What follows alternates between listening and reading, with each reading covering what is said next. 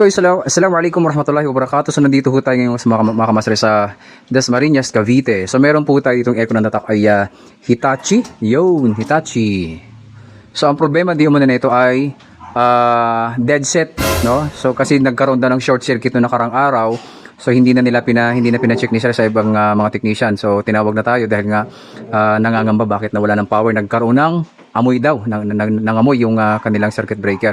So tuklasin po natin kung ano mga naging issue, bakit nga ba dead set ang ating aircon na ito, mga kamaster. Ayan o. Ayan. So, check po muna natin lahat, mga kamaster. Buksan muna natin, mga kamaster, yung kanyang breaker.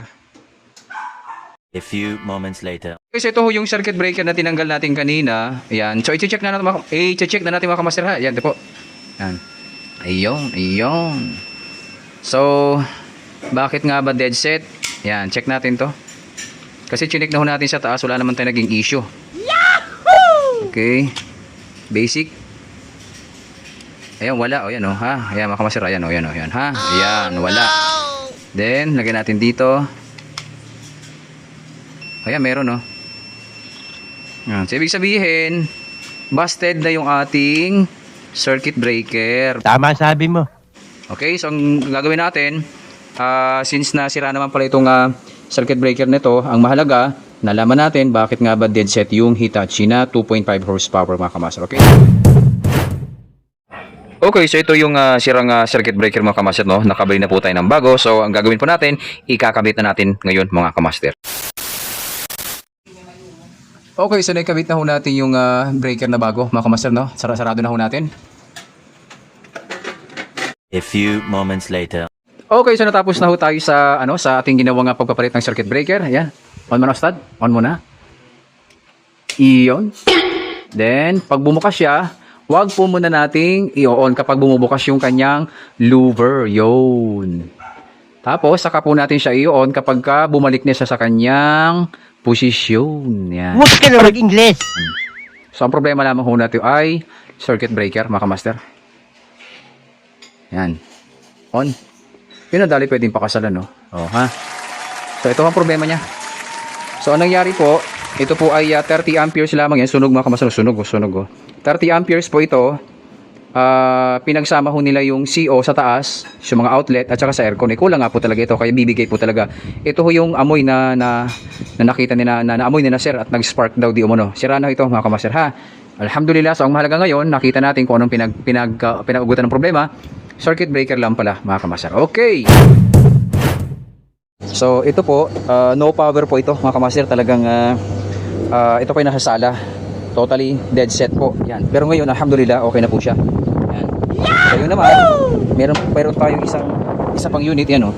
Tapos na tayo dito, okay na ho ito. Yun naman, may problema ho yung compressor nung isa na yun, mga kamaster, no? Yun yung sa dulo na yun, may problema yung compressor. Ito, Panasonic po ito, Panasonic. Nag-ingat lamang ho tayo gawa ng, yan, oh, mataas.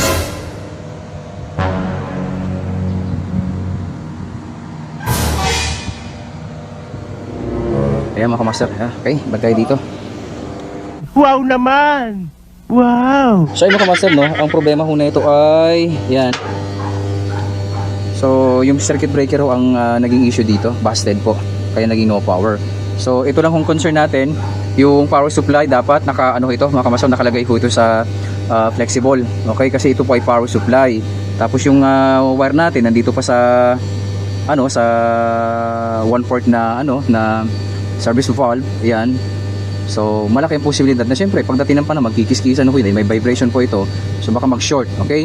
So ang concern ko lang dito, ha, mga kamaster, paalala lang yung wire na galing itong dalawa na to, galing po ito sa indoor unit. Ito po ay galing sa circuit breaker. Okay? Ito po ay 2.5 horsepower. Yan, mga kamaster, ha. So naging problema po na ito ay circuit breaker lamang. Busted po, mga kamaster. Ayan. Okay? Tsaka ito, wala po siyang vibrator isolator sa bawat sa bawat paa ng ating outdoor unit. Yan, oh. So dapat meron po siyang vibrator isolator, mga kamaster. Standard naman po yan. Yung dalawang Panasonic nito, alhamdulillah, yun, oh. Meron po silang rubber isolator, yun, ha. Puntahan natin para makita nyo, baka sabihin nyo, ay si Kamaster, hindi pinapakita. Ayan o ha, ito pong vibrator isolator to po.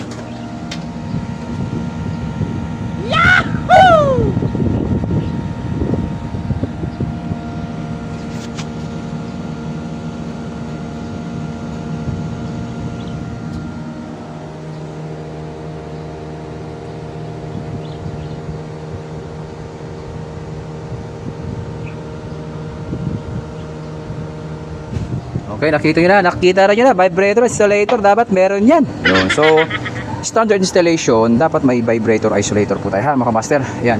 Tapos yung flexible, ito kagaya nito, in-install ni Panasonic, napakaganda, pwedeng pakasalan. So, meron siyang circuit breaker, tapos meron siyang flexible electrical. So, ibig sabihin, kahit umulan, kahit umaraw, at least safe po yung ating, yung ating electrical. Kasi siyempre, kuryente ho ang nakasalalay dyan, mga master. O diba? Tapos, hindi natin i-isolate. So, sana sa mga susunod pagkakataon, i-isolate po natin siya. Yeah.